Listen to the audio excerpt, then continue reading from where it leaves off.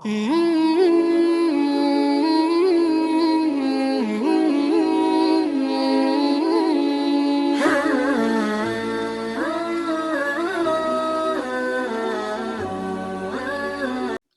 باللہ من الشیطان الرجیم بسم اللہ الرحمن الرحیم فَإِن طَلَّقَهَا فَلَا تَحِلُّ لَهُ مِن بَعْدُ حَتَّى تَنكِحَ زَوْجًا غَيْرَهُ۔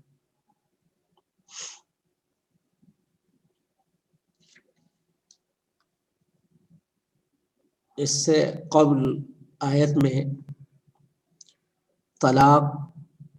اور خلا کا عادلانہ اور شریفانہ طریقہ بتلایا گیا، اور بتلایا گیا کہ طلاق کی بوچھار نہیں ہونا چاہیے۔ ایک جھٹکے میں یہ پاکیزہ رشتہ ختم نہیں کیا جانا چاہیے، بلکہ اگر ضرورت پیش آ جائے تو طلاق وقفے سے ہونا چاہیے، اور طلاق کے بعد ایک دوسرے کے حقوق کا پاس و لحاظ بھی رکھا جائے۔ ایسا نہ ہو کہ طلاق کے بعد ایک دوسرے کی ٹوپی اچھالی جائے، ایک دوسرے کی عزت و آبرو سے کھیلا جائے، اور لوٹ کھسوٹ دھوکہ دھڑی کا ماحول اور اس کی فضا نہ بنائی جائے، بلکہ اللہ کے حدود اور اس کے قوانین کا پاس و لحاظ رکھا جائے۔ یہ وہ ہدایات تھیں جو اس سے قبل آیت میں دی گئی ہیں، اور اب ان دو طلاق کے بعد اس آیت میں تیسری طلاق کا تذکرہ ہے۔ فَإِن طَلَّقَهَا، پھر اگر وہ اس کو طلاق دے دیتا ہے، یعنی دو طلاق کے بعد، الطلاق مرتان، دو طلاق کے بعد پھر وہ اس کو طلاق دے دیتا ہے، تو ظاہر ہے کہ یہ تیسری طلاق ہو۔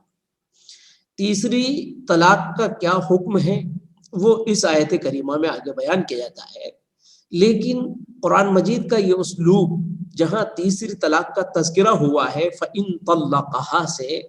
خود یہ اسلوب اس بات کا مشیر ہے کہ تیسری طلاق شریعت میں پسندیدہ نہیں ہے، اس کو اچھی نگاہ سے نہیں دیکھا گیا ہے۔ آپ خود اس بیان سے اندازہ لگا سکتے ہیں، فَإِن طَلَّقَهَا، ان جو آتا ہے وہ احتمال کے لیے آتا ہے، اگر اتفاق سے ایسا ہو جائے، فَإِن طَلَّقَهَا، اگر وہ اس کو طلاق دے، ظاہر ہے، ورنہ سیدھا اسلوب یہ تھا کہ اگر دو طلاق کا طلاق و مرتان میں کہہ دیا گیا تھا کہ عدد الطلاق مرتان، تو عدد الطلاق ثلاث یہ کہا جا سکتا تھا، لیکن فَإِن طَلَّقَهَا، اگر احتمال کے ساتھ ایسا ہو جائے، اور واقعتاً تیسری طلاق جو ہے وہ شریعت میں پسندیدہ نہیں ہے، اسی لیے بہت سے ائمہ اور بلکہ امام مالک رحمت اللہ علیہ تو تیسری طلاق کے جواز کے قائل ہی نہیں ہے کہ تیسری طلاق دی جائے، بلکہ وہ اس کو بدعت گردانتے ہیں۔ اور آپ نے تیسری طلاق کے سلسلے میں حضرت رسول پاک صلی اللہ علیہ وسلم کی ناگواری کو اس سے پہلے آپ سن چکے ہیں کہ آپ نے اپنی ناگواری کا، ناراضگی کا اظہار فرمایا 3 طلاق پر، تو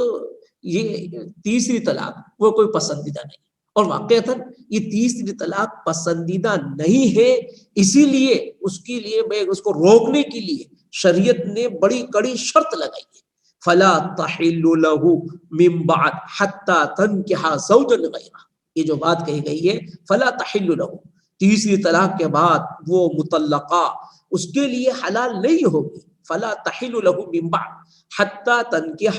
تاکہ وہ نکاح کر لے، زوجن غیرہ، اس کے علاوہ دوسرے شوہر سے جب نکاح ہوگا تو اب اس کے بعد پھر جو آگے مراحل آئیں گے اس کا تذکرہ اور ہوتا ہے۔ تو یہ فلا تحل لہ من بعد جو یہاں ذکر کیا گیا ہے، یہ در حقیقت یہ تیسری طلاق کو روکنے کے لیے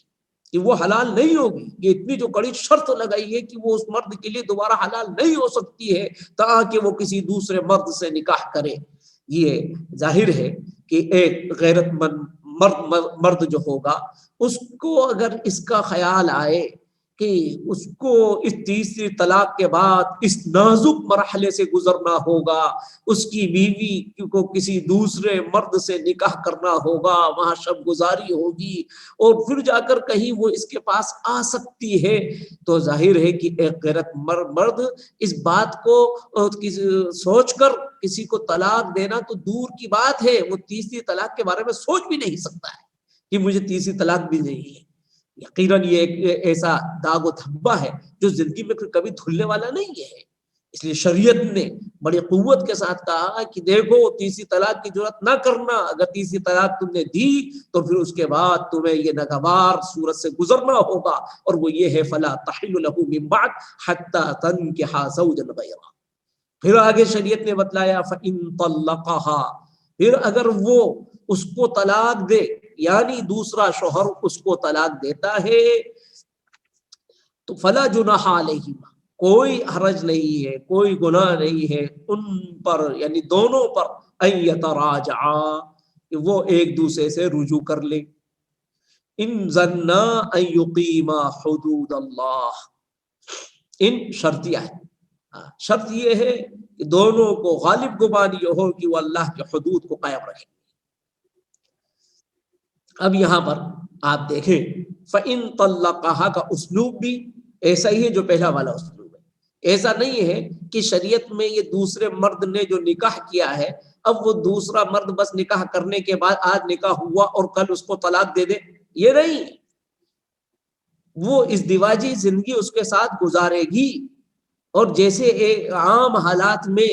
میاں بیوی ساتھ میں رہتے ہیں اس طرح سے وہ رہیں گے،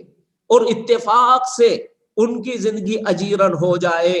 اور ناچاقی ان کی زندگی میں ہو اور ان کا ایک ساتھ نبھا مشکل ہو، تب اگر وہ طلاق دیتا ہے تو پھر اس کے بعد یہ صورتحال سامنے آئی، ورنہ اس کو طلاق اگر وہ بلا عذر کے اگر طلاق دیتا ہے تو یہ شریعت کے قوانین کے ساتھ استہزاء ہے، شریعت اس کی اجازت نہیں دیتی ہے۔ فَإِن طَلَّقَهَا، یعنی یہاں اس کے طلاق کو کوئی پسند نہیں کیا گیا ہے، اس کا طلاق بھی ناگواری کی نگاہ سے دیکھا جا رہا ہے۔ فَإِن طَلَّقَهَا فَلَا جُنَاحَ عَلَيْهِمَا، اور اگر وہ حالات سے، لیکن یہ تو شریعت کا صرف ایک اعتدال، ایک گنجائش شریعت نے رکھی ہے کہ اتفاق سے اگر کسی خاتون نے دوسرا نکاح کر لیا ہے اور وہ دوسرے مرد کے پاس چلی گئی ہے، لیکن وہاں جانے کے بعد اس کو اندازہ ہوا کہ یہاں تو اس کی زندگی اور دشوار ہو رہی ہے، تو اس صورت میں شریعت نے اس کو ہمیشہ کے لیے قید و بند میں نہیں رکھ دیا ہے کہ اب وہ اسی طریقے سے زندگی گزارتی رہے، بلکہ یہاں اس کے لیے گنجائش پیدا کی ہے کہ اگر دوسرا نکاح اس کے لیے دشوار ہو رہا ہے اور زیادہ مصیبت زدہ ہے تو وہ اب یہاں سے آزاد ہو کر اپنے پہلے شوہر کے پاس جا سکتی ہے،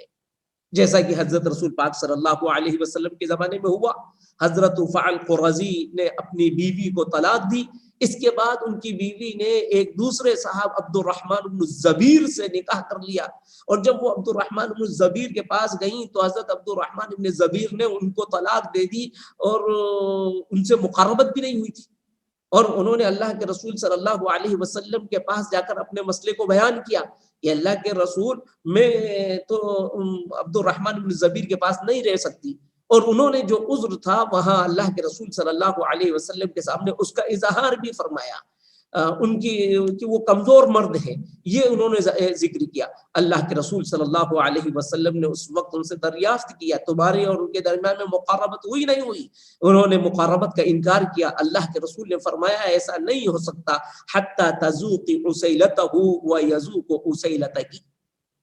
مقاربت ہوگی، اس مقاربت کے بعد پھر تم اپنے شوہر رفع القرظی کے پاس جا سکتی ہو، اور یہ واقعہ ہوا۔ تو فَإِن طَلَّقَهَا فَلَا جُنَاحَ عَلَيْهِمَا، کیونکہ ان کی زندگی حضرت عبد الرحمن بن زبیر کے یہاں مزید دشوار کن ہو رہی تھی، اس لیے شریعت نے ان کو اس بات کی اجازت دی۔ ایسا مسئلہ اگر پیش آ جائے تو اس کی شریعت نے گنجائش رکھی ہے، لوگوں کی زندگی سے کھلواڑ نہیں کیا ہے۔ شریعت چاہتی ہے کہ آپ دنیا میں بھی بہتر زندگی گزاریں، لیکن اللہ کے حکم کے ساتھ، خواہشات کے ساتھ نہیں۔ بہرحال لیکن اگر کوئی اس طلاق کے سلسلے میں ڈرامہ کرتا ہے اور اس طرح سے نکاح ثانی جو دوسرے مرد سے نکاح ہو رہا ہے اور اس میں وہ نکاح محض حلالے کی طور پر وہ کی بنیاد پر وہ کرتا ہے اور حلالے کے لیے نکاح کرواتا ہے، تو شریعت اس کو ناگواری کے ساتھ دیکھتی ہے۔ فَإِن طَلَّقَهَا، یہ طے نہیں ہوگا کہ صاحب میں نے اپنی بیوی کو 3 طلاق دے دی ہے، اس لیے اب لیکن میرے ساتھ زندگی کے اندر بہت پیچیدہ مسائل ہیں، اور آپ اپنے دوست سے کہیں یا چھوٹا بھائی بڑے بھائی سے یا بڑا بھائی چھوٹے بھائی سے کہے کہ آپ جو ہے نکاح کر لیجئے اور ایک شب کے بعد ان کو طلاق دے دیجئے اور پھر وہ میرے پاس آ جائیں گی، اس طرح سے حلالے کی یہ شکل شریعت کے اندر انتہائی گھناؤنی شکل ہے، شریعت اس کی قطعاً اجازت نہیں دیتی ہے۔ فَإِن طَلَّقَهَا کے کلمات اس کو بتلاتے ہیں کہ یہ شکل جائز نہیں ہے، وہ تو اتفاق سے اگر طلاق دے دی جائے تو پھر وہ اپنے شوہر کے پاس جا سکتی ہے، لیکن اس طرح سے ڈرامہ کر جانا شریعت کے اندر منظور نہیں ہے۔ اور حضرت رسول پاک صلی اللہ علیہ وسلم نے تو خود ارشاد فرمایا لعن اللہ المحلل والمحلل لہ، جو ایسا ڈرامہ کرتے ہیں کہ 3 طلاق کے بعد کسی کے ساتھ نکاح کیا گیا تاکہ پھر وہ اس کے ساتھ ایک شب گزار کر اس کو طلاق دے دے، اور یہ ڈرامہ جو لوگ کریں گے ایسے حلالہ کرنے والے مرد اور حلالہ جس کے ساتھ کیا جائے اس خاتون پر خدا کی لعنت، اور جن کے لیے ڈرامہ رچا جائے ان کے لیے خود پر خدا کی لعنت۔ اللہ کے رسول صلی اللہ علیہ وسلم نے اتنی ناگواری لعنت بھیجی اس کے اوپر، اور یہی نہیں بلکہ ایسا انسان جو حلالے کی نیت سے کسی سے نکاح کرتا ہے، حضرت رسول پاک صلی اللہ علیہ وسلم نے اس کو جو اس کے بارے میں جو کچھ فرمایا کتنا خطرناک، تیسن مستعار، آپ نے فرمایا وہ تو کرائے کا بکرا ہے۔ اللہ اکبر، کیسی ناگواری کا آپ نے اظہار فرمایا۔ تو حلالہ شریعت اسلامی حلالے کی حوصلہ افزائی نہیں کرتی ہے، حلالہ کرنے کو، حلالے کی نیت سے کسی سے نکاح کرنے کو بڑا جرم اور پاپ شریعت سمجھتی ہے۔